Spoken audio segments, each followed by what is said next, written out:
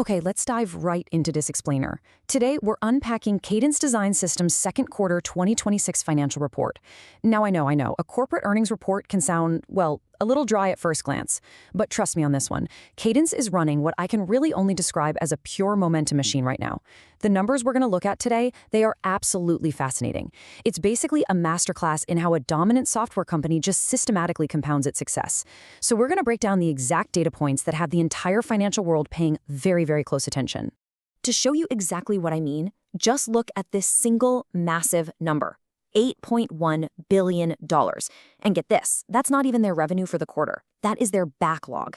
It's a completely record-breaking figure sitting right at the very top of their Q2 report. And honestly, it's the ultimate proof of this momentum machine in action.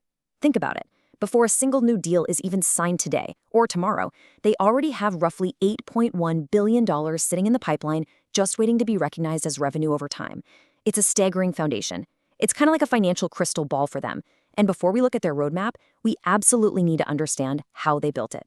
So here's our roadmap for today. First, we'll hit the Q2 highlights and headlines. Then we'll look at the Q2 financial scorecard. Third, we're going inside the revenue engine. And finally, we'll wrap up by mapping out the 2026 financial horizon. All right, Section 1, Q2 highlights and headlines, exceeding expectations. These are the absolute core takeaways management wanted everyone to see right out of the gate.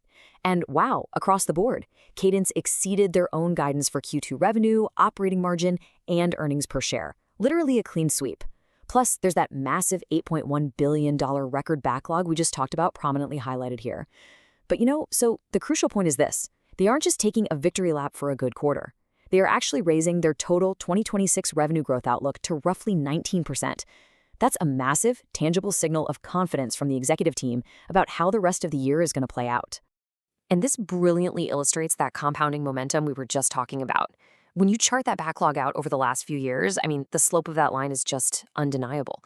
Back in 2022, their backlog was sitting at $5.8 billion. Fast forward to the end of fiscal 2025, it climbed all the way to $7.8 billion. And now, just halfway through 2026, it's pushed up yet again to $8.1 billion. It visually proves that Cadence isn't just out there selling software one piece at a time. No, they are locking in long-term, compounding commitments from massive enterprise customers, and they're doing it at an accelerating rate. Moving right along to Section 2, Q2 Financial Scorecard, the hard numbers. Let's dig directly into the Q2 key metrics from the report. So the top line, that comes in at $1.584 billion in revenue for just that 3-month period. That's a highly robust figure, easily beating their initial targets. But if I'm being honest, the real star of the show here is that $635 million in operating cash flow. In a single 90-day window, this business generated well over $500 million in pure operational cash.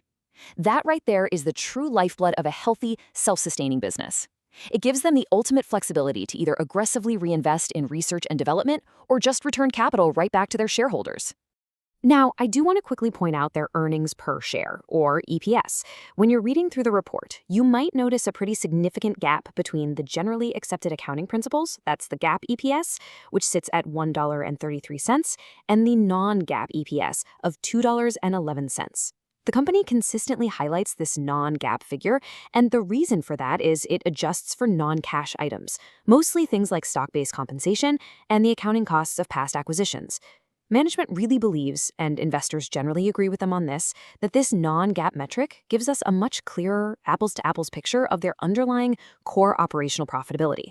And wow, at $2.11, that core profitability is looking incredibly strong. Okay, let's jump to Section 3. Inside the revenue engine, how they do it. Let's look at their geographic footprint for a second. The Americas make up the largest slice of the pie here, bringing in 43% of total revenue. That shows a really heavy, highly profitable reliance on the domestic U.S. tech sector. But they pair that with a beautifully diversified global presence. You've got other Asia pulling in 20%, China holds 15%, Europe, the Middle East, and Africa combine for another 15%, and Japan chips in a very steady 7%. This kind of intelligent global distribution is fantastic for a business. It basically insulates them from localized economic downturns while still letting them tap into that massive worldwide demand for technological development. Now, what's really interesting about this slide is when we break that revenue down by product category.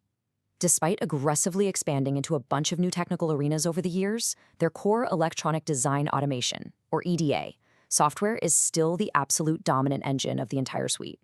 I mean, it's pulling in a massive 68% of their total revenue. System design and analysis accounts for 17%, and semiconductor IP makes up the remaining 15%. But EDA, that is their true bread and butter. It's this incredibly complex, deeply embedded software that engineers basically cannot live without when they're designing modern microchips. And Cadence, they absolutely own a massive share of this critical space. And here it is. This is perhaps the most important percentage in the entire financial document, 80%. Over the trailing 12 months, a staggering 80% of Cadence's revenue is categorized as recurring. That means it's coming from subscriptions, maintenance, and long-term contracts that continuously renew, not just those one-off upfront sales that you have to hustle for every single quarter. This 80% represents the absolute financial bedrock of the company. It gives them massive structural stability and predictability. Basically, it ensures that even if the broader economy hits a speed bump, their revenue engine just keeps humming along smoothly. To fully appreciate just how efficiently this engine is running, we need to talk about a concept the company explicitly calls out in their metrics: the Rule of 40. Now, if you're a casual observer, don't worry. I actually like to think of this as a sort of secret decoder ring for understanding the true health of a software company. It's a super simple calculation. You just add the revenue growth percentage to the non-GAAP operating margin percentage. The golden rule in the industry is that for a top-tier software company, this combined number should be 40% or higher. Basically, if you hit 40, you are proving that you can balance rapid growth with really strong, sustainable profitability. So you're probably wondering, how does Cadence measure up to this golden rule? Well, their estimate for the full fiscal year of 2026 absolutely crushes the Rule of 40. They're hitting approximately 63%. Just think about that for a second. They're anticipating roughly 19% revenue growth, combined with a non-GAAP operating margin of over 44%. Hitting 63 on a scale where 40 is considered excellent, it just proves their extreme, almost unparalleled efficiency. It highlights these top-tier software economics that, honestly, very few publicly traded companies will ever achieve. Let's move to our final section and see how all this builds into Section 4, the 2026 financial horizon, looking ahead. All right, this table breaks down their newly raised full-year guidance beautifully. For total revenue, they're projecting it to land somewhere between $6.260 and $6.340 billion.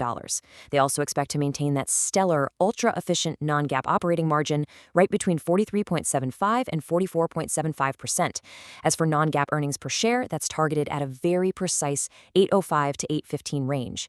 And crucially, this is huge. They forecast generating approximately $2.0 billion in operating cash flow for the entire year. Let that sink in. $2 billion in operational cash flow. It's a highly optimistic yet totally mathematically grounded outlook from a management team that is clearly operating at peak performance. So what exactly do they plan to do with all that cash? Well, the report clearly states that Cadence expects to use approximately 50% of their free cash flow to repurchase their own shares this year. Now, this is a highly shareholder-friendly strategy.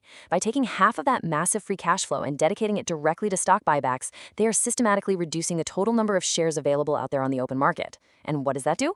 It inherently makes every remaining share held by an investor more valuable. It's a really confident, aggressive move that directly rewards the folks who are holding this stock for the long term. Which brings us to a final, pretty provocative thought to wrap up our explainer today. With a staggering $8.1 billion backlog acting as this massive safety net, an ironclad 80% recurring revenue stream providing incredible stability, and full-year guidance that just keeps going up against broader market trends, what is the ultimate ceiling for Cadence's momentum machine? I mean, they have quite literally built an ecosystem that seems uniquely resistant to typical macroeconomic friction. It's an incredibly formidable position in the tech sector, and I gotta say, it certainly leaves me eager to track their next earnings cycle just to see if this incredible trajectory continues. Thanks so much for joining me for this explainer. Keep learning, and I'll catch you on the next one.